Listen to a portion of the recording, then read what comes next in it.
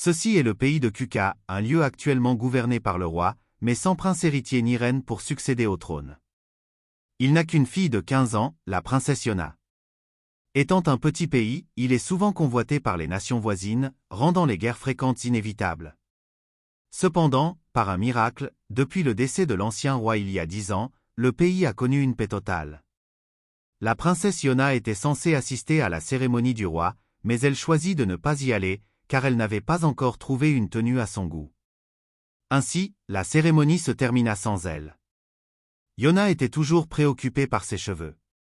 Bien que son père la trouvât très belle, elle ne comprenait pas pourquoi ses cheveux étaient si bouclés et d'un rouge flamboyant.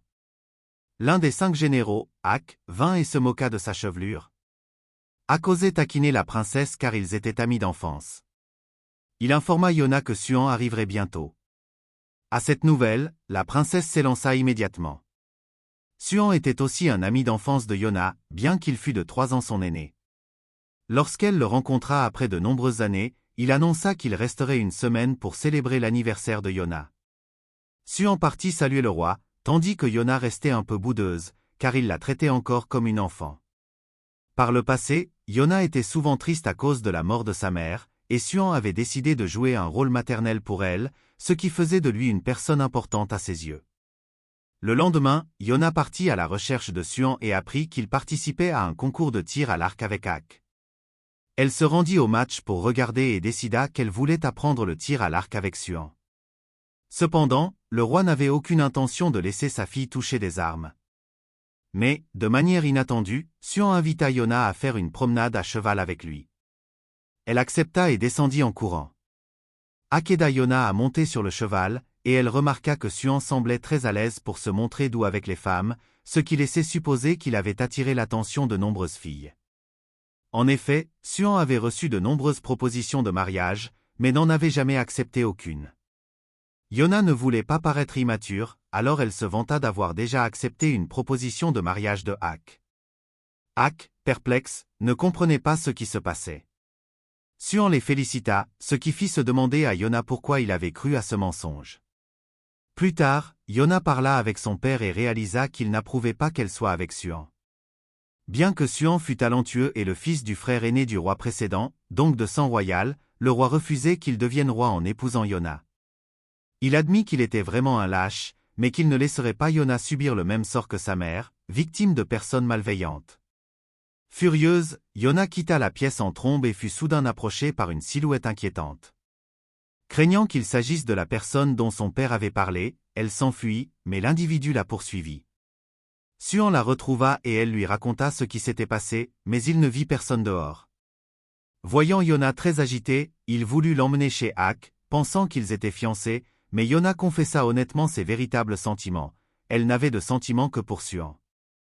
Suan tenta de garder ses distances et admit qu'il avait du mal à voir Yona comme une jeune femme. Il savait qu'il devait cesser de la considérer comme une enfant, et à ce moment, tout ce dont Yona avait besoin était cette reconnaissance de Suan. Elle ne connaissait pas grand-chose aux affaires du pays ni à ce que signifiait être roi, mais elle savait qu'elle aimait toujours Suan profondément. 5 jours plus tard, la fête d'anniversaire de Yona eut lieu. Suan la prit à part pour lui offrir une épingle à cheveux. Elle pensait que ses cheveux ne convenaient pas à un tel accessoire, mais Suan dit qu'il aimait ses cheveux, ce qui, pour la première fois, lui fit apprécier sa chevelure. Ak interrompit alors les deux, et Yona décida de retourner dans sa chambre pour se reposer. Ak informa Suan qu'il sentait que quelque chose s'était infiltré dans le palais. Lorsqu'il apprit que Yona avait également eu un incident plus tôt, il demanda à Suan de garder un œil sur elle pendant qu'il renforçait la sécurité du palais. Cette nuit-là, Yona voulut aller voir son père pour parler de Suan, mais en arrivant, elle réalisa que la chambre de son père n'était pas verrouillée et qu'aucun garde n'était en faction. En entrant, elle fut totalement choquée de découvrir que Suan avait assassiné son père. À ce moment, Ak était de garde et rencontra Minsu, l'un des gardes personnels du roi.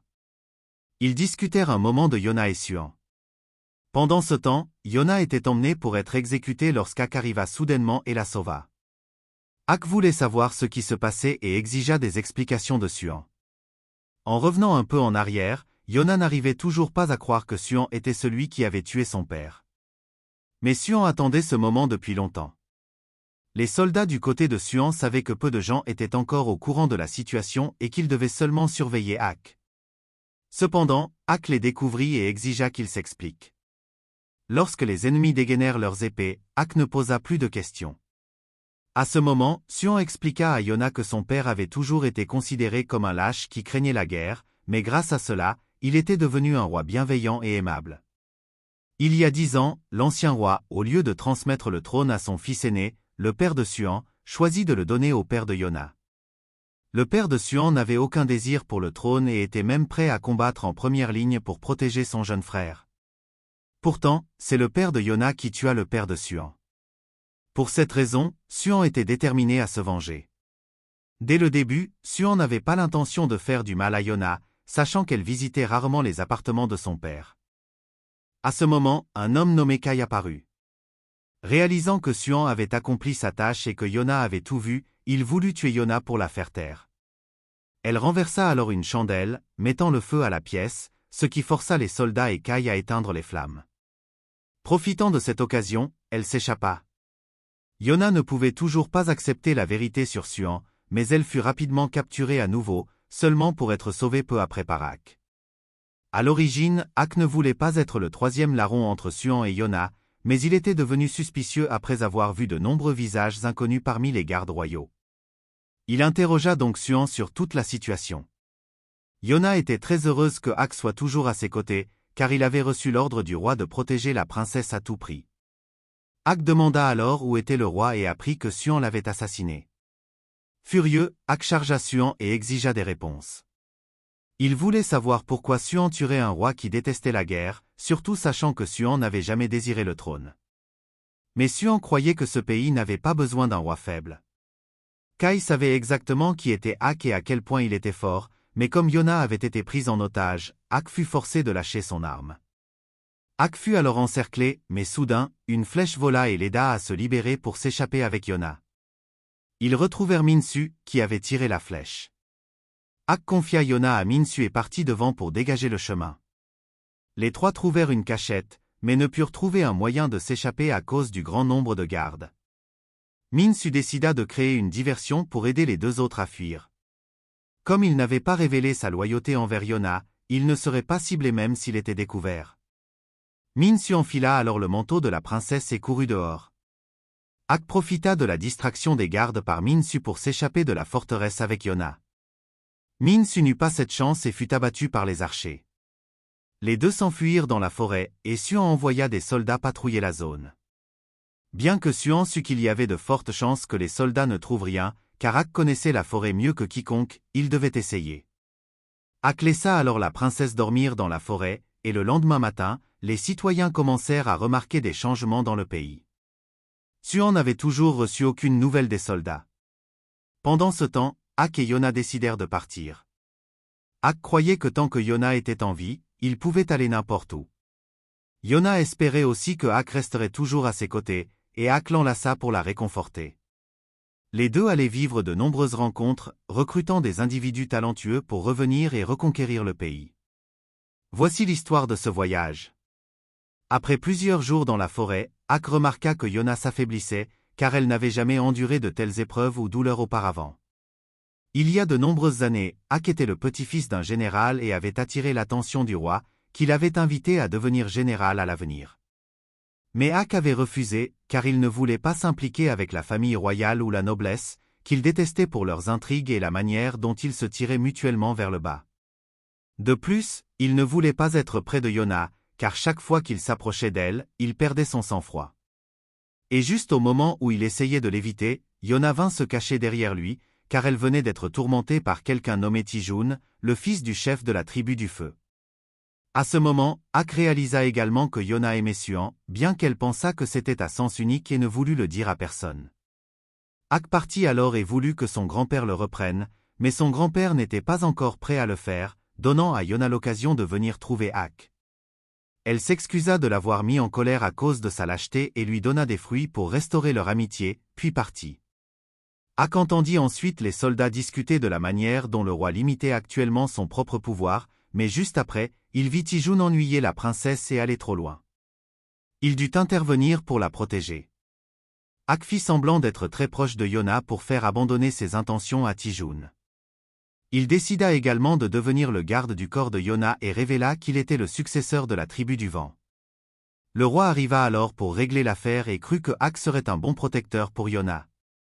À partir de ce moment, Ak réalisa également que ce roi n'était pas du tout lâche, car il était prêt à saisir l'épée de Tijun pour l'arrêter, se blessant la main dans le processus. Ak se souvenait du moment où la reine venait de décéder. Le roi et Yona étaient tous deux dévastés à cette époque, mais parce qu'elle voulait être un soutien pour son père, Yona essayait de rester forte. Suan et Ak voulaient également aider Yona à soulager son stress, alors ils jouaient dans la neige avec elle. À force de lancer trop de boules de neige, Yona finit par tomber malade. Elle voulait vraiment que son père lui rende visite, mais le médecin royal dit qu'il était occupé. Peu après, Ak et Suan tombèrent également malades, et le grand-père de Ak vint leur rendre visite. Suan voulait devenir général comme le grand-père de Ak, tandis que Ak révéla qu'il n'était qu'un orphelin que son grand-père avait recueilli et élevé. Le père de Suan vint également leur rendre visite, ce qui rendit Yona encore plus triste, car le roi n'était toujours pas venu. Certains pensaient que le roi avait peur d'attraper la maladie et c'est pourquoi il ne rendait pas visite, même à sa fille. Mais Ak dit qu'il respectait le roi, car même avec des affaires personnelles, il ne les plaçait jamais au-dessus des affaires du pays. Yona écouta Ak et ne blâma plus son père. Cette nuit-là, Yona eut de nouveau faim, alors Suan fit apporter de la nourriture, mais le porridge apporté était assez mauvais. Puis, le roi entra et admit qu'il avait personnellement préparé le porridge pour se faire pardonner de ne pas être venu plus tôt. Yona essaya alors de finir tout le bol, car c'était quelque chose que son père avait fait de ses propres mains. Yona avait autrefois souhaité que Ak et Suan restent toujours à ses côtés, mais maintenant, lorsqu'elle se réveilla, seule une réalité cruelle l'attendait. Le ciel qu'ils regardaient tous les trois ensemble n'existait plus. Ak réalisa alors que Yona était récemment devenu rien de plus qu'un cadavre ambulant. Non seulement sa force physique avait décliné, mais son esprit était également épuisé. À cause de cela, Ak détestait Suan plus que quiconque pour avoir transformé Yona en cela. Il vit alors l'épingle à cheveux que Suan avait donnée à Yona et décida de la garder. Cette nuit-là, Yona essaya de chercher l'épingle à nouveau, mais Ak ne la lui rendit pas. Yona tenta également de se débarrasser des sentiments qu'elle avait pour Suan, mais c'était impossible. Elle sortit un moment et finit par rencontrer un serpent venimeux. Ak dut la suivre pour la protéger et la sortir du nid du serpent. Il lui rendit l'épingle, car cela semblait être la seule chose qui lui donnait de la force à ce moment-là. Les deux continuèrent à rester dans la forêt. Yona remarqua que Ak avait été mordu par le serpent, mais il dit qu'une si petite morsure ne le ferait pas tomber. Yona ne savait pas où il devait aller maintenant, car même aller dans un village pourrait les faire tomber sur des soldats. Ak n'eut d'autre choix que de se diriger vers sa ville natale. Lorsqu'ils retournèrent à la tribu du vent, les gens furent surpris que Ak soit revenu. Ils ne savaient rien de Yona et supposèrent qu'elle était la fille que Ak avait ramenée comme sa bien-aimée. Il demanda à tout le monde de préparer de la nourriture pour Yona et s'enquit de l'endroit où se trouvait son grand-père. Ils lui dirent que le palais avait émis une convocation pour que les 5 anciens généraux se réunissent pour une réunion.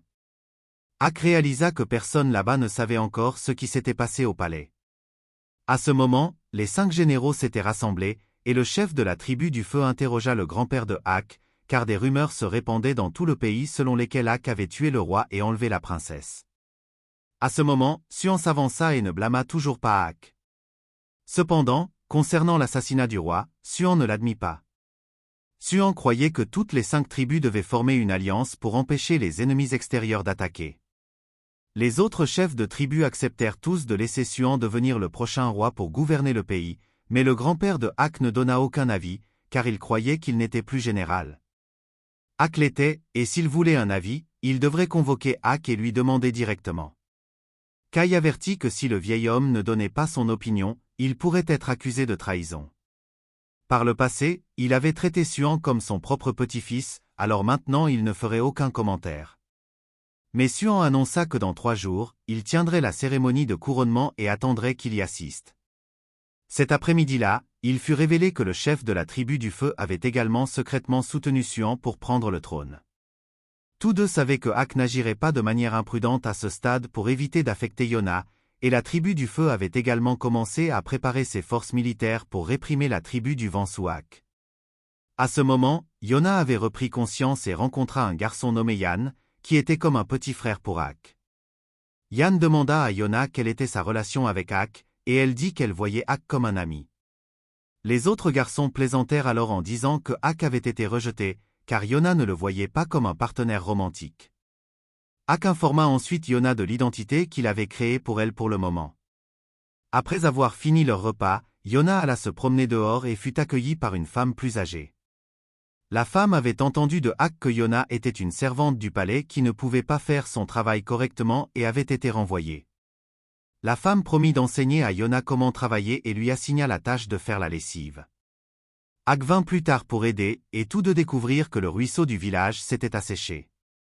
Ak envoya des gens en amont pour enquêter, et son grand-père revint également. Il était très heureux de revoir Yona. Un homme nommé qui était allé enquêter en amont, revint soudain avec quelques blessures. Un rapporta que la tribu du feu avait bloqué l'eau en amont, empêchant son écoulement vers le village. Le grand-père de Ak interdit aux villageois de prendre des mesures, car il savait que la tribu du feu faisait pression sur lui parce qu'il n'avait pas encore accepté de laisser Suan prendre le trône. Le grand-père de Ak avait déjà décidé qu'il ne laisserait pas Suan monter sur le trône, car si Ak réapparaissait, il serait sûrement accusé d'avoir tué le roi.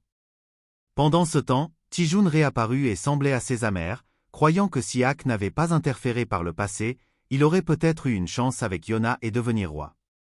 Yona était plongé dans ses pensées lorsqu'Yann vint l'appeler pour le dîner, mais il s'effondra soudainement. Ak et son grand-père dirent alors à Yona que Yann était physiquement faible depuis l'enfance et avait souvent besoin de médicaments.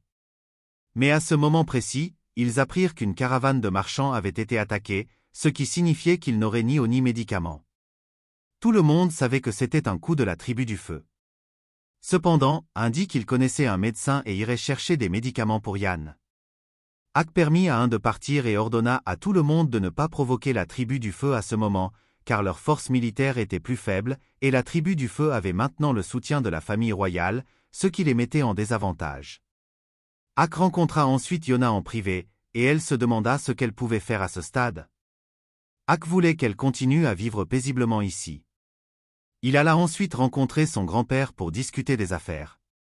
Ak décida que son grand-père devrait approuver le couronnement de Suan et récupérer son titre de général, tandis que Ak quitterait la tribu pour que la tribu du vent ne soit plus ciblée. Bien qu'il sût que cela ferait officiellement de lui un traître, il était prêt à l'accepter. Il voulait également que son grand-père laisse Yona rester ici et vivre une vie ordinaire et paisible. Mais son grand-père refusa de laisser son petit-fils vivre une telle vie. Ak invoqua alors l'autorité du chef de la tribu pour donner l'ordre. Cette nuit-là, Ak s'arrêta à l'armurerie pour récupérer quelques objets et dire au revoir à des visages familiers. Pendant ce temps, revint avec les médicaments et parvint à sauver Yann. Yona rencontra plus tard la femme plus âgée et visita la caravane de marchands attaqués. Elle réalisa qu'elle attirait des ennuis aux bonnes personnes ici, alors elle prit la décision de quitter cet endroit. Le lendemain, Yona alla chercher Ak et découvrit qu'il était déjà passé dire au revoir à Yann. Yann éclata en larmes et Yona se précipita pour demander ce qui se passait. Elle remercia Yann pour tout ce qu'il avait fait ces derniers jours, et Yann réalisa que Yona allait partir aussi. Yann venait de promettre à Ak qu'il protégerait Yona, et maintenant, Yona était déjà parti. À ce moment, Ak rencontra à nouveau ses subordonnés à la porte du village et leur dit au revoir avant de partir. Il leur demanda également de prendre soin de Yona à sa place. Mais Yona était venue chercher Ak et décida qu'elle irait avec lui. Cependant, Ak refusa et lui conseilla de rester ici et de vivre une vie paisible désormais. Mais elle choisit de suivre Ak. Ak lui dit qu'il n'était plus son général, donc si elle voulait qu'il la protège, il faudrait une compensation. Comme elle n'avait rien à lui offrir en retour, il utilisa cela comme une raison pour la pousser à rester avec la tribu du vent. Le grand-père de Ak leva alors son arc, voyant que Ak semblait à nouveau manquer de respect à Yona. Finalement, le grand-père de Ak dut accepter que Yona parte avec Ak. À ce moment, Tijun apprit que quelqu'un avait découvert la localisation de Ak et Yona, alors il partit à leur recherche. Pendant ce temps, Ak et Yona suivaient les conseils du grand-père de Ak et cherchaient un prêtre. Cette personne avait autrefois guidé l'ancien roi, mais, mécontent du chemin pris par ce roi, il s'était retiré du monde et s'était isolé de l'humanité.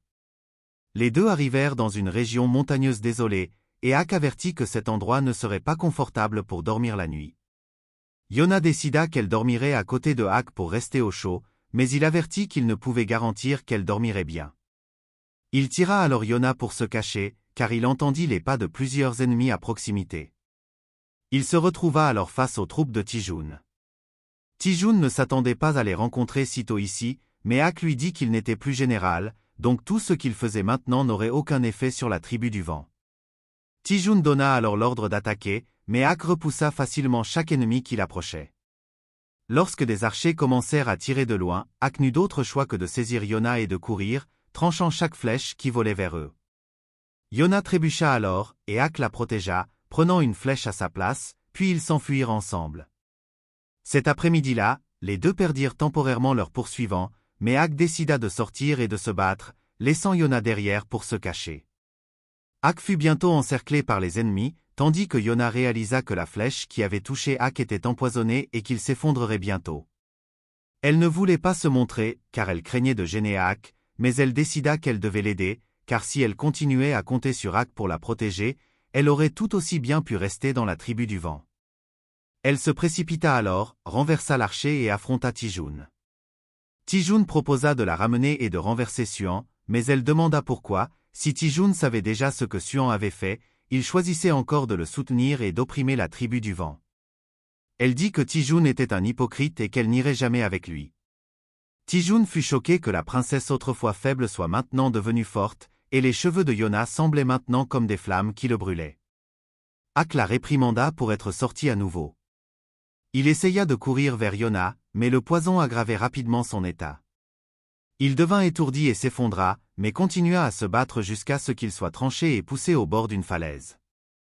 Ak tomba alors, mais parvint à s'accrocher au bord. Yona se précipita pour le sauver, mais Tijun attrapa ses cheveux. Yona prit son épée et coupa ses propres cheveux pour se libérer et sauver Ak. Tijun ne permit pas à ses soldats de faire du mal à Yona, donc ils ne purent rien faire lorsqu'elle courut en avant avec une épée et sauva Ak. Mais elle ne pouvait pas le remonter, et tous deux tombèrent de la falaise ensemble. Tijun ordonna à ses soldats de les chercher, mais tous crurent que les deux n'auraient pas pu survivre à la chute. Cette nuit-là, Tijun retourna à Seiyuan et remit le brin de cheveux de Yona qu'il avait réussi à garder. Tijun rapporta tout sur Yona et croyait qu'elle était vraiment morte. Kai n'avait eu l'intention que de capturer Yona et de la ramener, mais maintenant que les choses avaient tourné ainsi, Tijun demanda à Suan de le punir pour cette erreur, mais Suan se contenta de tourner la tête et de s'éloigner. Pendant ce temps, un étranger avait inopinément trouvé Ak et Yona dans la forêt. Au même moment, le jour du couronnement de Suan était arrivé. Kai annonça que le grand-père de Ak et le général nouvellement nommé étaient venus assister, et Suan souhaitait aller les rencontrer. Suan se souvenait comment, par le passé, chaque fois qu'il rendait visite à Yona, Ak était toujours là à l'attendre. Suan avait toujours respecté Ak pour sa force et avait même voulu que Ak devienne son garde personnel. Ak avait autrefois suggéré que Suan épouse Yona et devienne roi, mais Suan avait toujours hésité à ce sujet. Suan savait déjà que s'il montait un jour sur le trône, il ne pourrait plus rester aux côtés de Yona et Ak. Mais il croyait qu'en abandonnant ces choses, il était devenu ce qu'il était maintenant. Lors de son couronnement, Suan regarda les différentes tribus. La tribu du feu servait toujours, mais ils avaient toujours les yeux sur le trône.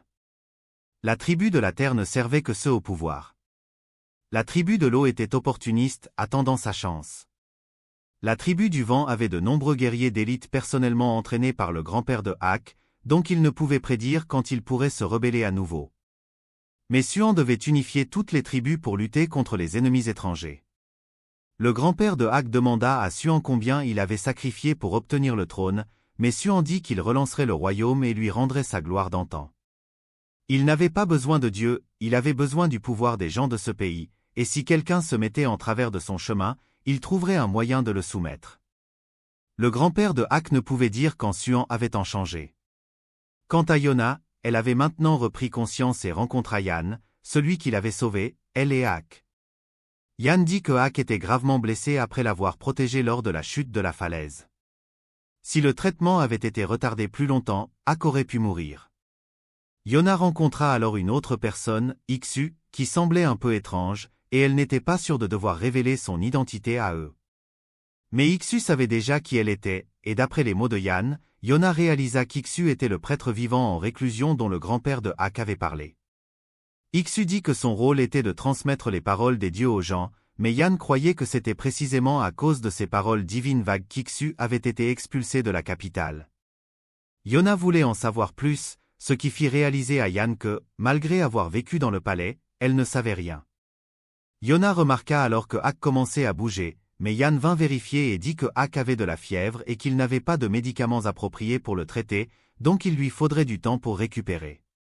Yann dit qu'il n'était pas pharmacien, donc Yona ne devait pas trop espérer de lui, surtout qu'elle n'avait jamais remercié personne, pas même Ak qui avait risqué sa vie pour la protéger. C'était aussi la raison pour laquelle Yann n'aimait pas la royauté et les nobles. Mais Iksu dit à Yona de ne pas s'inquiéter, car le dieu de la mort n'était pas encore arrivé. Plus tard, les deux sortirent se promener, et Yona demanda pourquoi Iksu était venu vivre ici. Iksu dit qu'il suivait simplement le cours de la vie et croyait que tout avait un but. Cette nuit-là, Yona alla remercier Yann pour lui avoir sauvé la vie et voulait en apprendre davantage sur leur histoire. Yann dit qu'il n'était qu'une personne qui s'occupait de ce prêtre maladroit. Par le passé, être prêtre était une position que même le roi ne pouvait surpasser. Ils étaient considérés comme les messagers des dieux, avec le pouvoir d'intervenir dans la gouvernance du pays, parfois même en déclenchant des guerres, et avaient même le droit de destituer le roi s'il mettait les dieux en colère. Mais à cause de cela, les prêtres étaient comme des épines dans les yeux de la famille royale. C'est le père de Suan qui expulsa Iksu du palais, par peur qu'Iksu ne perturbe le règne du roi précédent. Quant à la raison pour laquelle Yann emmena Iksu dans un endroit aussi reculé, c'est parce qu'Iksu était trop gentil. Vivre dans des villages pauvres poussait Iksu à aider constamment les autres, souvent au détriment de lui-même. C'est pourquoi les deux finirent par vivre ici. Cette nuit-là, Yona découvrit soudain que Ak avait disparu, alors elle courut dehors pour le chercher. Elle cria son nom dans la forêt, et il revint finalement. Il était juste allé récupérer son épée. Yona pleura parce qu'il ne l'avait pas appelé pour l'accompagner. Ak, ayant reçu tant de blessures pour elle, dit que s'il devait mourir, il se demandait combien elle pleurerait. Yona ne voulait plus jamais que Ak la quitte, et alors qu'il s'approchait, elle heurta sa tête contre la sienne. Yona pensa qu'il essayait de vérifier sa température, alors elle offrit son front, et il joua le jeu, réalisant que Yona n'avait pas beaucoup d'expérience en matière d'amour. Ak s'excusa de l'avoir forcée à couper ses cheveux, mais elle dit qu'elle ne les avait jamais chéris et n'avait aucun regret. Même ainsi, Ak remarqua qu'elle n'avait toujours pas jeté cette épingle à cheveux. Le lendemain, Ak comprit temporairement la situation et qu'il séjournait chez le prêtre. Yona alla rencontrer Iksu, et il lui demanda si elle voulait entendre les conseils des dieux. Le grand-père de Ak lui avait autrefois dit de trouver Iksu pour apprendre quel chemin elle devait suivre, mais après tout ce qui s'était passé, tout ce qu'elle voulait maintenant était de vivre paisiblement avec Ak. Cependant, Iksu lui dit qu'elle était la tempête qui secourait tout le pays. Plus tard, Yann et Ak arrivèrent, et Iksu commença à réciter les paroles transmises par les dieux. Lorsque les 4 dragons se réuniront, le véritable roi réapparaîtra. Ak ne croyait pas vraiment en ces choses, mais l'histoire devait encore être racontée.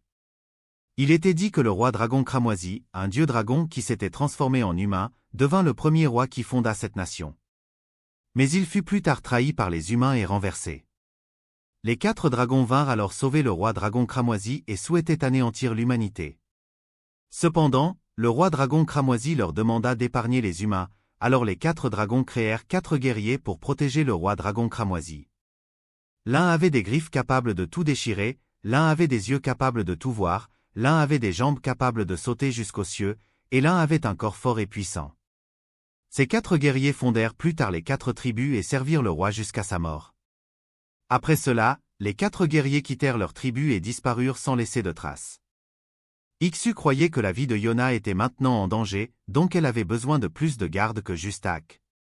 Comme Ak ne pouvait pas la protéger tout seul, elle aurait besoin de plus de compagnons. Ce seraient les 4 guerriers dragons.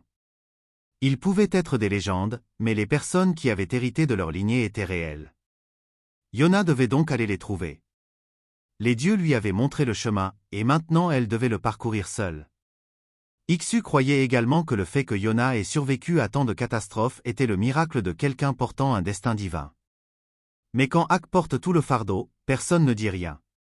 Cette nuit-là, Yona y réfléchit et envisagea de jeter l'épingle à cheveux, mais elle ne put s'y résoudre. Plus tard, elle rencontra Ak à nouveau, et il se demanda si elle voulait vraiment suivre le chemin qu'Ixu avait montré.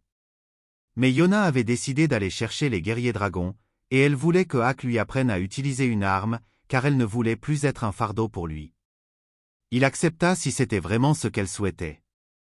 Ixu vint alors avec une demande pour les deux, il voulait qu'ils emmènent Yan avec eux dans leur voyage. Yan confectionna plus tard une nouvelle tenue pour Yona et accepta même de lui couper les cheveux. Yona réalisa que Yan était vraiment un génie, car il semblait tout savoir. Yan ne voulait pas se vanter, mais dit qu'il pouvait mémoriser n'importe quel livre après l'avoir lu une seule fois. La raison pour laquelle il avait tant étudié était pour prendre soin d'Ixu. Mais Yan dit qu'il ne le ferait pas gratuitement et lui facturerait des frais. Yona lui dit d'envoyer la facture au grand-père de Ak. Yan réalisa alors que le grand-père de Ak était un héros légendaire au même niveau que le père de Suan, mais Yona ne le connaissait que comme un vieil homme qui chérissait les enfants. Yan dit qu'il voulait lire des livres du monde entier, mais Yona alla voir Ixu et lui dit qu'elle ne pouvait pas emmener Yan avec elle, car Yan et Ixu étaient une famille, et elle ne pouvait supporter de les séparer. Cependant, Yan entendit cela et alla plus tard confronter Ixu à ce sujet. Mais Ixu lui dit qu'il ne voulait pas continuer à retenir Yan dans cet endroit. Il voulait que Yan aille voir le monde. De plus, Ixu était confiant qu'il pouvait vivre très bien sans Yan. Yan envisagea alors de brûler le livre médical qu'Ixu avait autrefois rapporté, mais il ne put s'y résoudre. Ak vint faire griller du poisson, et Yan lui demanda pourquoi Ak allait si loin pour protéger Yona tout en se négligeant lui-même. Ak répondit qu'il ne protégeait que celle qui comptait le plus pour lui. Yan alla plus tard à la cascade pour réfléchir et se souvint, il y a de nombreuses années, lorsqu'il vivait dans un village appartenant à la tribu du feu. C'était si pauvre que Yan devait voler tous les jours juste pour manger. Lorsqu'il vit Ixu passer, Yan l'attaqua pour le voler, mais malheureusement, Ixu n'avait aucun bien, et il agit même avec gentillesse, ce qui poussa Yan à le laisser rester chez lui cette nuit-là. Plus tard, Yan appliqua même des médicaments sur les blessures qu'il avait causées à Ixu. Le lendemain matin, Ixu donna à Yan une patate douce à manger pour calmer sa faim. Yan réalisa qu'Ixu avait échangé ses propres chaussures pour cette patate et ne pouvait s'empêcher de se demander pourquoi il était si gentil. Ixu dit qu'il y avait toutes sortes de personnes là-dehors et qu'il allait rarement dans la capitale. Yan voulait désespérément aller dans la capitale pour commencer une nouvelle vie et trouver plus de livres à étudier. Malgré une vie difficile, Yan savait lire et souhaitait toujours en apprendre davantage. Ixu promit qu'il aiderait Yan à réaliser ce souhait. Il se présenta alors et dit que son travail était d'aider ceux qui souffraient, comme le lui ordonnaient les dieux. Ensuite, il apprit à Yan comment fabriquer une paire de sandales de paille, et Yan voulait beaucoup suivre Ixu pour continuer à apprendre. Mais Ixu finit par partir, et Yan continua d'espérer le jour où il reviendrait. Au fil du temps, Yan gagna sa vie en utilisant les sandales de paille qu'il avait appris à fabriquer. Un jour, il rencontra à nouveau Ixu. Ixu dit qu'il avait cherché de nombreux livres pour Yan, mais ils avaient tous été pris par d'autres. Il était déçu de lui-même et avait prévu de rendre visite à Yan une dernière fois avant de se retirer du monde et de s'éloigner des gens. Cependant, Yan décida de le suivre et de prendre soin de lui à partir de ce jour. Les deux furent toujours ensemble par la suite. Plus tard, Ixu vint voir Yan et lui donna une paire de sandales de paille qu'il avait fabriquées lui-même, bien qu'elles fussent encore terriblement laides. Yan avait également fabriqué une paire pour remplacer celle que portait Ixu. Ixu put alors se tenir debout seul, bien qu'en trébuchant, ce qui fit réaliser à Yan qu'Ixu pourrait aller bien et être capable de prendre soin de lui-même. Yan décida alors de partir avec Yona si c'était ce que Ixu voulait. Peu après, le groupe se remit en route, et Ak questionna tout le bagage que Yan portait. Yan le montra à Ak et dit au revoir à Ixu. Yan promit de revenir bientôt, et Ixu promit de bien vivre même seul. Yan partit alors en avant pour ouvrir la voie à Ak et Yona, tandis que Ak semblait avoir finalement accepté que Yan fasse partie du voyage. Pendant ce temps, Suan venait d'enquêter sur des nobles corrompus et avait demandé à Kai de les éliminer. La faiblesse du père de Yona avait permis à de nombreuses personnes avides de s'élever, et Suan devait tous les purger. Il vit plus tard un livre sur l'histoire du roi dragon cramoisi et se rappela quelques vieux souvenirs. Cependant, il croyait que ce pays n'avait pas besoin d'un roi mythique pour le relancer. À ce moment, le groupe de Yona était toujours sur la route, devant traverser le pays pour atteindre la frontière de l'Empire, comme suggéré par Iksu, car les guerriers dragons vivaient souvent une vie nomade, rendant difficile de localiser leur emplacement exact. Cependant, il y avait une tribu qui gardait la lignée des guerriers dragons, vivant en réclusion sur une montagne près de la frontière impériale. Ce village serait donc leur première destination. Ak était toujours anxieux chaque fois que quelqu'un passait près de Yona, craignant qu'elle ne soit reconnue, mais il réfléchissait trop. Ce n'était pas comme si n'importe qui pouvait la reconnaître. Yona voulait aussi que Ak ne s'inquiète pas trop pour elle, surtout qu'il n'avait pas encore pleinement récupéré. Elle voulait voir à quoi ressemblait le monde hors du palais. Le groupe s'arrêta alors dans un village en chemin pour manger et se reposer. Ak alla acheter des provisions et dit à Yan et Yona que s'il arrivait quoi que ce soit, ils devraient courir et se regrouper près du grand arbre. Il partit ensuite et se rendit dans une armurerie pour acheter un arc. Il y avait aussi un couteau qui conviendrait à Yona pour l'autodéfense, mais Ak ne l'acheta pas, car il croyait pouvoir la protéger lui-même. Pendant ce temps, Yona entendit que Suan était officiellement montée sur le trône et était heureuse que le grand-père de Ak et la tribu du vent semblent toujours en sécurité. Le propriétaire du magasin demanda alors si Yona voulait autre chose, mais elle était déjà partie. Yan dut payer pour les articles précédents et courut après elle lorsqu'il vit qu'elle semblait un peu secouée. Les deux repérèrent alors des membres de la tribu du feu de vent et se cachèrent dans un coin, où ils tombèrent à nouveau sur Ak. Après avoir entendu la situation, il décida qu'il ne devrait pas rester trop longtemps ici. En chemin, les trois entendirent des discussions sur les changements dans le pays depuis que le nouveau roi avait pris le pouvoir. D'abord, les taxes étaient devenues plus légères, mais le plus gênant était que les soldats de la tribu du feu étaient partout. Yan aimait voyager à travers des forêts comme celle-ci, car il n'y avait pas besoin de s'inquiéter de la surveillance de la cour royale.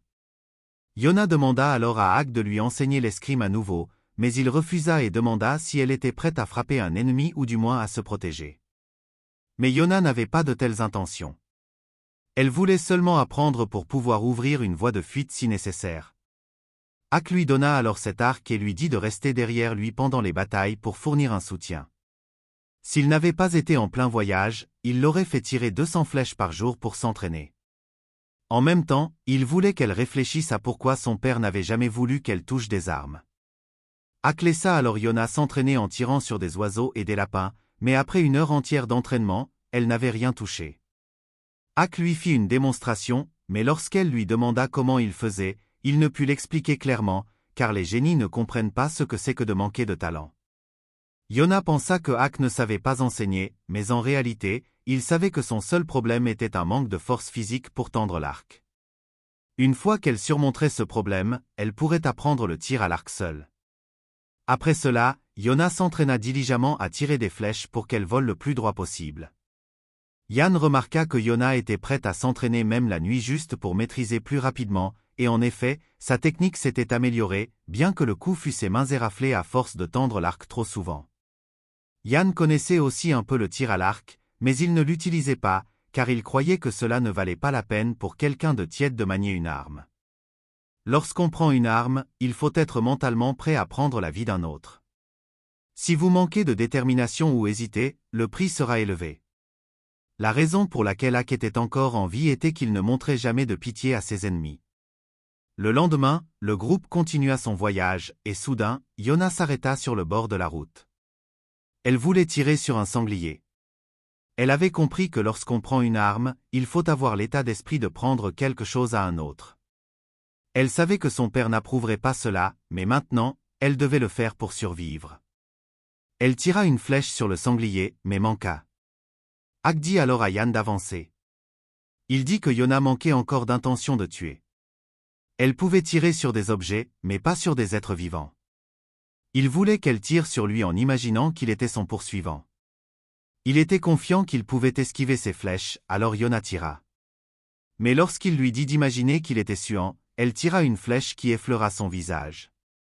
Ak réalisa qu'elle avait encore besoin d'un peu de raffinement, mais plus important encore, il voulait qu'elle ne s'inquiète pas trop de le protéger, car protéger était son travail, pas le sien. Les deux continuèrent alors pour trouver Yan. Soudain, Yona remarqua que les bagages de Yan avaient été laissés sur le sol, et juste après, ils furent interpellés par des voix invisibles leur disant de partir.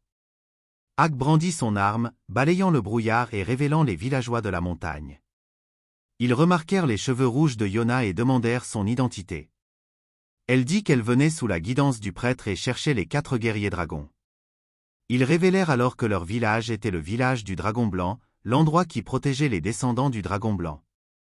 À ce moment, Yan était retenu dans une cage et espérait que Yona et Ak n'avaient pas été capturés comme lui. Mais peu après, les points concurrents, les deux furent également amenés, bien qu'ils ne fussent pas réellement capturés. Une fois que Yona parla, ils libérèrent Yan, et Ak expliqua que tout le monde avait soudain changé d'attitude lorsqu'ils avaient vu les cheveux rouges de Yona. Le vieil homme s'excusa d'avoir manqué de respect aux compagnons de Yona. Ak et Yan remarquèrent également que les gens ici semblaient tenir les cheveux rouges de Yona en haute estime. Ils expliquèrent que les cheveux rouges de Yona ressemblaient à ceux de la personne que le premier dragon blanc servait autrefois, donc ils croyaient qu'elle pourrait être celle qu'ils cherchaient. Ak demanda si tout le monde dans le village était un descendant du dragon blanc, et ils dirent « Non, une seule personne dans le village a hérité du pouvoir laissé par le dragon blanc. » Cette personne apparut alors. Il avait un bras beaucoup plus grand que la normale, et l'ancien du village s'était occupé de lui tout ce temps. Cependant, il ne savait pas ce que signifiait posséder ce pouvoir. Si le maître qu'il était censé servir n'apparaissait pas, il n'y avait aucune garantie que le maître du dragon blanc se présenterait bientôt. Cela pourrait même être des générations plus tard. L'ancien du village conseilla également au dragon blanc de trouver une épouse rapidement pour transmettre la lignée du dragon blanc, mais pour l'instant, il n'avait pas l'intention de le faire. À ce moment, le guerrier dragon blanc devint curieux de ce qui se passait dans le village. Apprenant qu'il y avait des étrangers, il se montra, pensant qu'ils étaient des envahisseurs venus causer des troubles dans le village. Le dragon blanc apparut alors pour chasser les intrus, tandis que Yona prit le couteau qu'elle avait emprunté à Ak pour se donner un peu de courage avant d'utiliser tous les moyens à sa disposition pour recruter le dragon blanc. Cependant, la voir tenir une arme ne fit que convaincre davantage le dragon blanc qu'elle était une ennemie, alors il s'approcha d'elle. Mais lorsque les cheveux rouges de Yona devinrent visibles, le dragon blanc fut stupéfait.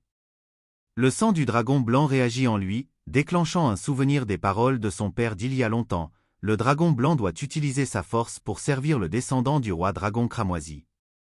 Le dragon blanc n'avait aucune idée de quand cette personne apparaîtrait, mais son père croyait que lorsque le moment viendrait, le dragon blanc la reconnaîtrait instinctivement, et cela marquerait le début de son voyage. Le dragon blanc revint alors à lui et décida d'accepter Yona comme sa maîtresse, incitant tout le monde dans le village à s'incliner devant elle.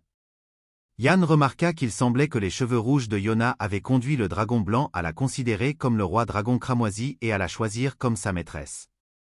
Mais Yona se voyait non pas comme un roi, mais simplement comme une personne misérable empruntant la force des 4 dragons. Pourtant, peu importe qui elle était, le dragon blanc avait choisi de la servir. Son sang l'avait prouvé. Le dragon blanc informa alors l'ancien du village qu'il partirait immédiatement, mais l'ancien se précipita et insista pour organiser un banquet d'adieu d'abord. Pendant le banquet, Yan fut surpris que le dragon blanc ait accepté de se joindre si facilement. Pendant ce temps, Ak décida de rendre visite au dragon blanc pour demander quelques provisions qui pourraient aider pour leur prochain voyage, mais à la place, le dragon blanc tendit à Ak une bourse d'argent et dit que le devoir de Ak était terminé, donc il pouvait retourner dans sa ville natale. Ak rétorqua qu'un noble gâté comme le dragon blanc ne pouvait pas protéger la princesse. Les deux apportèrent alors cette énergie antagoniste à leur rencontre avec Yona. Ak prétendit que le dragon blanc était inutile et qu'il devrait aller chercher quelqu'un d'autre. Yan demanda ce qui s'était passé et apprit que le dragon blanc avait donné de l'argent à Ak. Ak n'avait pas explicitement accepté de partir, mais il portait toujours la bourse avec lui. Le dragon blanc argua que Ak n'était pas l'un des guerriers dragons, donc il n'était pas nécessaire, mais Yona dit qu'elle avait besoin de Ak et expliqua à quel point il était important pour elle. Cela amena le dragon blanc à conclure que Ak devait être si faible qu'ils avaient besoin des guerriers dragons pour aider à protéger la princesse. Mais Ak rétorqua qu'il n'était pas si faible au point d'avoir besoin de l'aide d'un lézard blanc. Cette nuit-là, le banquet eut lieu. L'ancienne du village, qui avait élevé 4 générations de dragons blancs, eut enfin l'occasion de voir le dragon blanc partir pour accomplir sa mission. Le lendemain, le dragon blanc partit avec le groupe de Yona, ce qui surprit tout le village. L'ancienne lui remit une pile de provisions pour le voyage. Bien que la mission de leur tribu fût désormais accomplie, l'ancienne était attristée de ne plus pouvoir réveiller le dragon blanc chaque matin. Elle savait qu'elle vieillissait, mais elle jura de vivre assez longtemps pour le voir revenir. Le groupe reprit alors son voyage, bien qu'il n'ait aucun indice sur les 3 guerriers dragons restants. Cependant, le dragon blanc révéla qu'il pouvait ressentir les autres grâce à une sorte de connexion, même s'il ne les avait jamais rencontrés. Yona demanda alors au dragon blanc son vrai nom, et il fut surpris qu'il puisse à nouveau utiliser le nom que ses parents lui avaient donné. Ce nom était Seaya.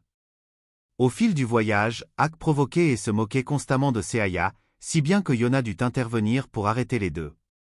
Elle demanda à Ak de ne pas créer de problème et dit à Seaya de ne pas prêter attention au comportement de Ak. Yan demanda alors à Seaya l'emplacement du dragon le plus proche qu'il pouvait ressentir. Seaya se concentra et indiqua la direction qu'il percevait. Il voulut alors partir en tête pour guider le chemin, mais il tomba immédiatement dans un trou rempli de 1000 pattes, prouvant une fois de plus qu'il n'était qu'un noble protégé, peu habitué au monde extérieur.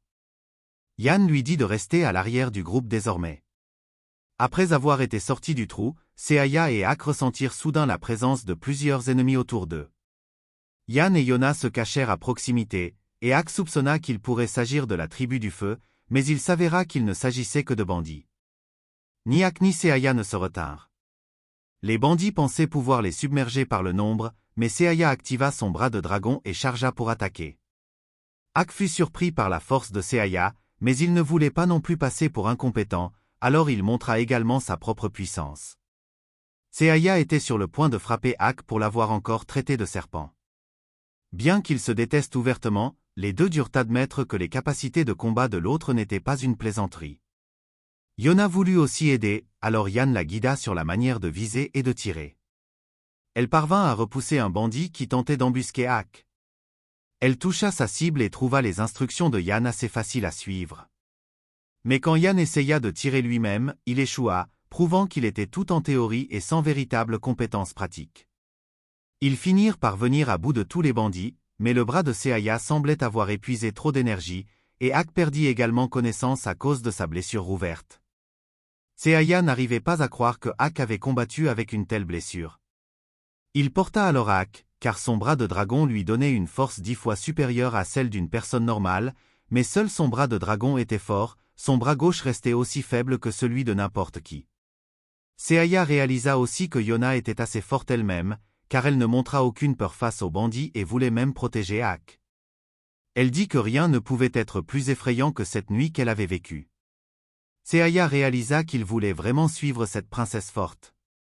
Cette nuit-là, Seaya fut surpris que le groupe ne mange que des légumes sauvages. Yona n'avait pas le droit de se plaindre, car la cuisine de Yan était toujours meilleure que celle de Ak. Ak avait repris conscience à ce moment-là, et Yona voulut le nourrir elle-même, mais Seaya se porta volontaire pour le faire à sa place. Yan demanda à Seaya l'emplacement du dragon suivant, le dragon bleu. Selon Seaya, le clan du dragon bleu vivait autrefois au sein de la tribu de la Terre, mais un jour, ils disparurent soudainement. Bien qu'ils aient disparu, Seaya pouvait encore ressentir l'emplacement du dragon bleu, donc il était confiant que le dragon bleu était toujours en vie. Yan parvint à localiser approximativement l'emplacement général du dragon bleu, alors ils décidèrent d'entrer dans des villages voisins le lendemain pour enquêter. Pour l'instant, Seaya était choqué qu'il dorme dans la forêt. Le lendemain matin, Seaya semblait sans vie à cause du manque de sommeil, mais Yan voulait que tout le monde se ressaisisse, car il pourrait rencontrer la tribu du feu, donc il devait éviter d'attirer l'attention. Cependant, l'un d'eux avait des cheveux rouges vifs, un autre était un ancien général, et un autre avait un bras de dragon, donc ne pas attirer l'attention était le véritable défi. Yan élabora alors un autre plan. Ils arrivèrent près des villages pour que Seaya puisse essayer de ressentir le dragon bleu, et s'il ne sentait rien, il partirait immédiatement au lieu de perdre du temps à chercher. Grâce à la bonne mémoire des lieux de Ak, il indiqua quelques zones qui étaient des camps militaires, donc le dragon bleu ne s'y trouverait probablement pas, ce qui réduisit le nombre d'endroits à fouiller. Même ainsi, après une journée entière de recherche, il n'avait toujours pas trouvé le dragon bleu. Seaya continuait d'indiquer la même direction où il ressentait le dragon bleu, ce qui fit se demander au groupe si le dragon bleu n'avait pas franchi la frontière. Plus tard, voyant Yona fatigué, Yan lui donna une boisson pour soulager sa fatigue. Cette nuit-là, Seaya se sentait complètement inutile, pensant qu'il n'avait pas beaucoup aidé la princesse et qu'il les avait seulement entraînés dans une chasse aux Dahu, épuisant leurs forces. Il souhaitait pouvoir aider le dragon bleu à le ressentir et à venir de lui-même. Mais le bruit de Yona s'entraînant au tir à l'arc la nuit réveilla Seaya. Ak arrêta Seaya et expliqua que, bien que la princesse ait leur protection, elle s'entraînait encore pour ne pas être impuissante si quelque chose arrivait. Le lendemain matin, Yona demanda à Seaya s'il avait bien dormi, sachant qu'il n'était pas habitué à dormir à l'extérieur comme ça. Seaya réalisa progressivement qu'il commençait à aimer Yona et qu'elle le voyait comme quelqu'un d'irremplaçable.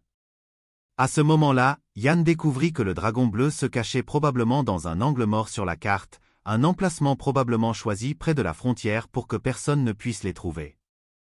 Le groupe atteignit enfin un village caché près de la frontière de l'Empire. À leur arrivée, les villageois sortirent pour voir leur visage. Seaya confirma que le dragon bleu était dans ce village, mais les gens ici n'étaient pas le clan du dragon bleu, juste une tribu pauvre et inconnue. Yona ne voulait pas pressionner les villageois, alors elle demanda simplement s'ils pouvaient rester une nuit pour permettre à Ak de récupérer de ses blessures. L'ancien du village accepta de les laisser rester et les avertit que l'endroit était comme un labyrinthe, donc ils devaient éviter de se promener sans guide pour ne pas se perdre. Quand Yona demanda pourquoi les villageois portaient des masques, l'ancien expliqua que c'était une coutume pour ceux qui n'étaient pas encore mariés. Le groupe fut alors conduit à leur quartier de repos, mais Yan décida qu'il explorait la zone pour chercher le dragon bleu. Tout le groupe explora ensuite le village, mais ne trouva que des impasses. Yan sentit soudain que quelqu'un l'observait, alors il s'inquiéta qu'ils aient été découverts par les villageois et décida de faire retraite au groupe. Mais en chemin, Yona découvrit par hasard un tunnel secret et y entra sans prévenir le groupe de Ak. Elle s'enfonça plus loin à l'intérieur et vit un écureuil. Elle se laissa emporter à le poursuivre et ne réalisa pas qu'elle s'était séparée du groupe. Les lumières s'éteignirent soudain, et elle rencontra inopinément un homme. Il promit de la ramener dehors, mais après avoir marché un moment, Yona commença à se sentir mal à l'aise et tenta de s'enfuir. Soudain, une personne masquée apparut et la sauva. Elle réalisa que cette personne était le propriétaire de l'écureuil. À ce moment-là, le groupe de Ak cherchait Yona, et elle leur fut rendue. Mais Seaya reconnut que celui qui avait ramené Yona était le dragon bleu. Cet homme s'enfuit soudain sans explication. Il y a de nombreuses années, lorsque le dragon bleu naquit, les villageois placèrent un masque sur le visage de l'enfant, car le pouvoir du dragon bleu résidait dans ses yeux. Les villageois ne vénéraient pas le dragon bleu, au contraire, ils le traitaient comme une malédiction. Dès son plus jeune âge, l'actuel dragon bleu vivait avec le précédent dragon bleu, et tous deux étaient rejetés par tout le village. Le précédent dragon bleu ne chérissait pas non plus l'actuel. Pour lui, le pouvoir qui paralysait quiconque établissait un contact visuel n'était rien d'autre qu'une malédiction, et cette malédiction devenait encore plus cruelle lorsque les villageois l'exagéraient, rendant tout le monde trop effrayé pour s'approcher d'eux. Et même si un dragon bleu mourait, un nouveau naîtrait dans ce même village. L'actuel dragon bleu remarqua que ses propres yeux devenaient plus puissants, capables de voir plus loin, tandis que la vue du précédent dragon bleu s'affaiblissait progressivement. Les deux protégeaient souvent le village contre les attaquants extérieurs, et le précédent dragon bleu voulait que son successeur apprenne l'escrime de lui pour qu'il puisse se protéger à l'avenir. Bien que bourru et dur, le précédent dragon bleu voulait en réalité que son successeur vive une vie décente sans souffrir. C'est pourquoi il lui dit de ne pas utiliser son pouvoir oculaire, car c'était une arme à double tranchant. C'est pour cela qu'il lui enseigna à utiliser une épée au lieu de dépendre de cette capacité. Mais après avoir combattu pendant un certain temps, le précédent dragon bleu perdit complètement la vue. Cependant, il ressentit de la joie en étant enfin libéré de la malédiction et en pouvant mourir comme une personne ordinaire. L'actuel dragon bleu avait ajouté des clochettes à son masque pour que l'ancien, bien qu'aveugle, puisse le localiser par le son. Mais peu après, le prédécesseur décéda, et un grand groupe d'ennemis envahit le village. L'actuel dragon bleu, bien qu'il se souvenait de l'avertissement, choisit quand même de protéger le village et utilisa son pouvoir pour vaincre tous les ennemis. Même s'il essayait de garder ses distances avec eux, Yona réalisa que le dragon bleu était une personne au cœur chaleureux. À ce moment-là, le dragon bleu lui-même se sentait extrêmement troublé, car lorsqu'il sauva Yona, le sang de dragon en lui réagit vivement à elle, tout comme ce qui s'était passé avec Seaya plus tôt. Mais il ne savait pas ce que signifiait cette réaction ni à qui appartenait la voix dans sa tête.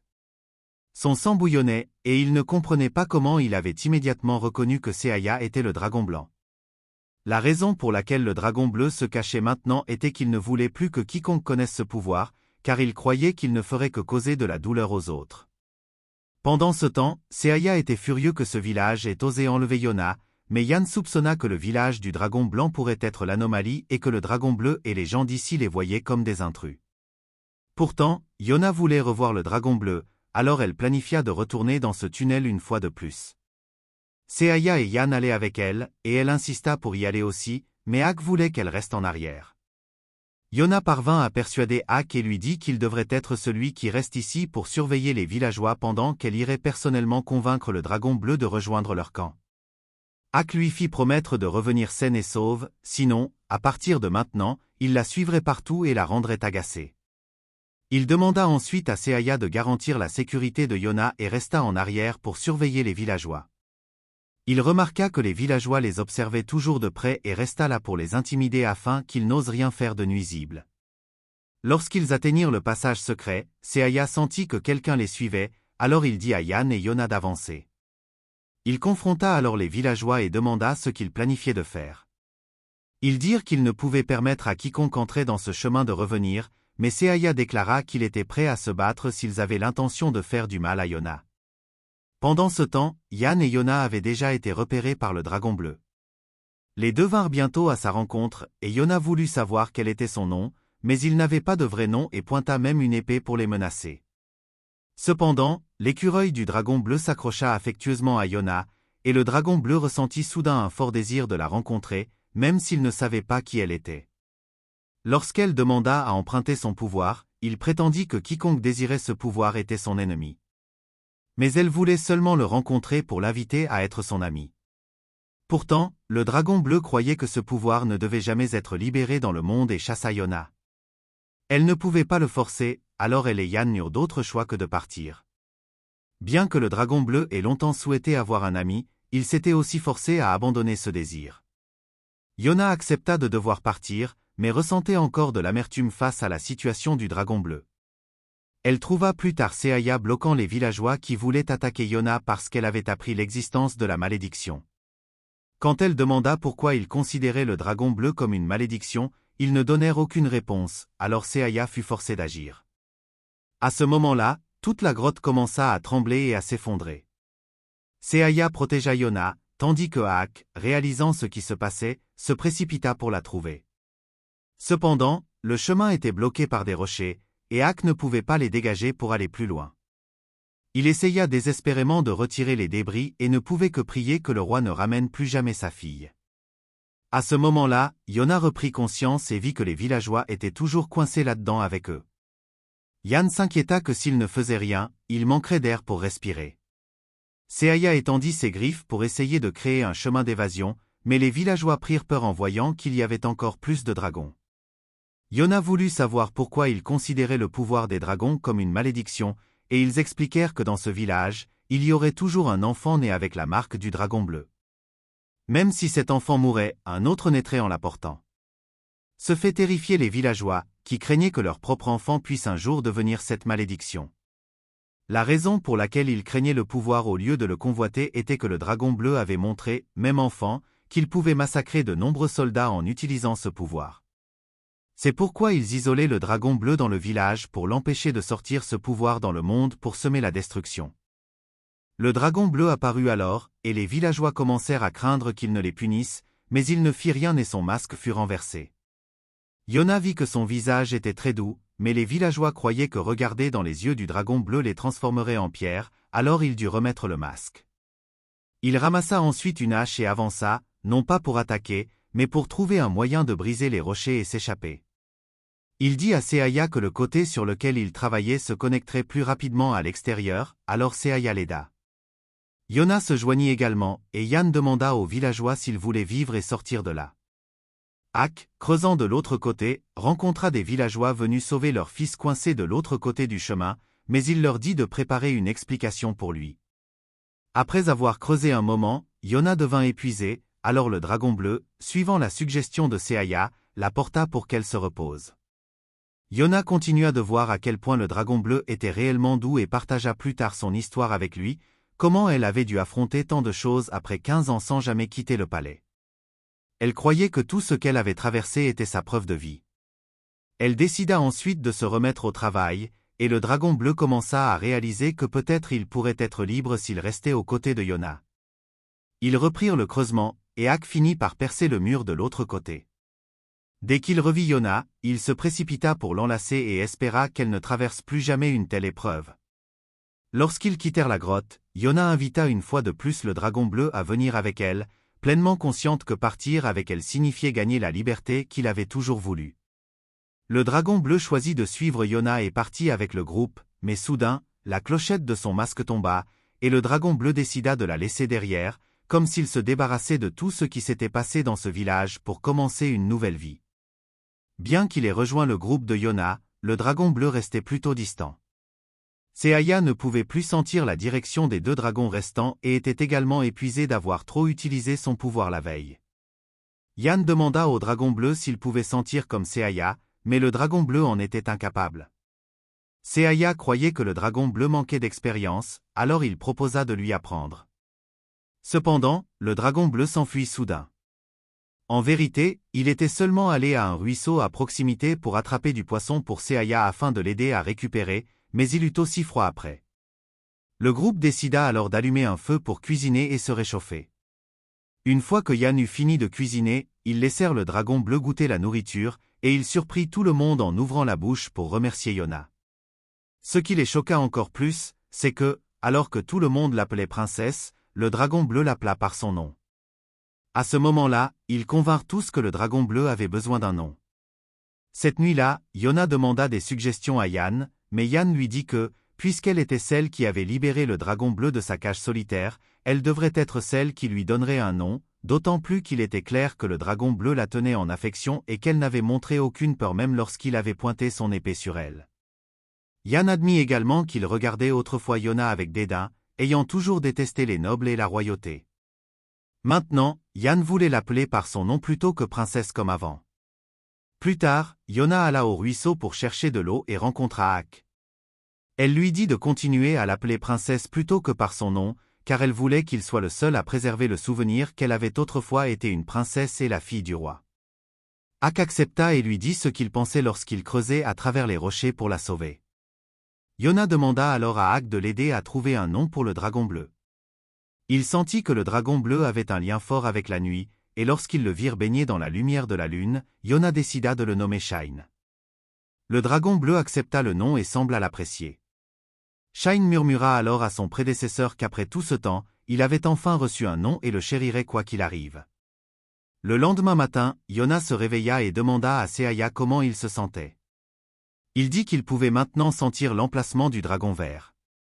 Le groupe continua alors son voyage en suivant la direction indiquée par Seaya. Comme leur destination était assez proche de la capitale, la vision à longue portée de Shine s'avéra utile. Grâce à sa capacité à observer la route à l'avance, ils pouvaient choisir leur chemin en toute sécurité sans craindre d'être découverts par des ennemis. Seaya semblait également heureux d'avoir fait un nouvel ami en Shine. En chemin, ils passèrent par un village abandonné habité uniquement par des gens affamés. C'était un endroit frappé par la famine, sans eau potable. La plupart des hommes du village avaient été envoyés à la capitale pour servir comme soldats, donc la région avait été essentiellement abandonnée par la nation. La maladie se propageait, et ceux trop faibles pour migrer n'avaient d'autre choix que de mourir de faim. L'endroit était similaire à celui où Yan avait autrefois vécu, car le chef de la tribu du feu s'était concentré uniquement sur le renforcement de l'armée tout en négligeant la vie des gens. Le groupe aida plus tard un homme sur la route qui dit que le roi précédent avait été un dirigeant terrible qui n'avait pas réussi à gouverner le pays, entraînant la dispersion des tribus et causant des souffrances parmi le peuple sans rien faire pour aider. Il espérait que le nouveau roi serait meilleur. Lorsque le groupe avança, Yona s'excusa pour aller aux toilettes, utilisant cela comme excuse pour être seul. Yan admit également qu'il n'avait jamais respecté l'ancien roi et que le monde entier se souviendrait probablement de lui comme d'un roi insensé qui rêvait naïvement d'un monde sans armes ni conflit. Même ainsi, Ak le voyait toujours comme quelqu'un qu'il respecterait toujours, et maintenant, Yona n'avait plus rien d'autre que la fierté d'être la fille de ce roi.